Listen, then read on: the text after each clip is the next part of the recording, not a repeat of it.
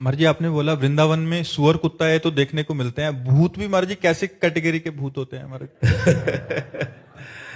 जैसे किसी ने आत्महत्या कर ली, या किसी का अचानक एक्सीडेंट हो गया, या कोई बहुत महत पाप किया, कोई बहुत बड़ा पाप किया, तो ऐसे हमें कई भूतों के दर्शन वृंदावन में हुए हैं, कई भूतों के दर्शन हुए हैं।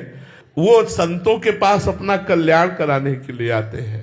यहाँ है वृंदावन में, यहाँ है भूतेश्वर भगवान के शासन में है, जो मथुरा में भूतेश्वर भगवान है उनके शासन में वृंदावन में। और कई प्रमाण मिलते हैं, वो अपने इतिहास में प्रमाण मिलते हैं। एक बार विजय गोस्वामी उनका नाम था, वो परिक्रमा लगा रहे थे, तो वहां संत जन भंडारा कर रहे थे, तो संतों ने बुलाया आओ, तो उनका इस समय तो हम पाएंगे नहीं, 3 बजे 2:30 बजे, बोले हमें बांध दो तो प्रसाद है, हम अपनी दिनचर्या करके।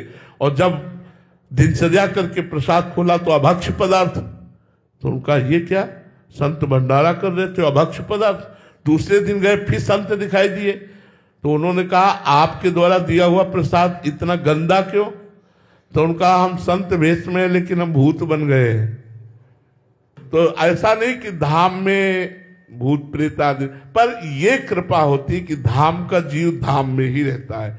नाम जप करो, नाम जप में बड़ी, जब अगर कभी किसी को ऐसा संयोग प्राप्त हो, कोई भूत प्रेत आत्मा, ये वैसे प्रायः भजनानंदी पुरुषों के सामने ही आते। जैसे भाई जी हनुमान प्रसाद पुरदास जी एक बार समुद्र के किनारे बैठे थे, तो एक पारसी वेश में आदमी आया, तो काफी देर खड़ा रहा, तो भाई जी ने कहा बाबूजी बैठ जाइए।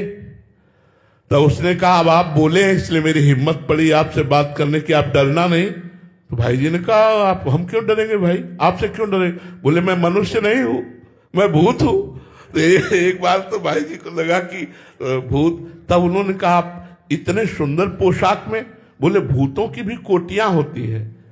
और उन्होंने बताया कि मेरा उद्धार आपके द्वारा हो जाएगा, आप कृपा करें, ऐसा ऐसा विधान करें।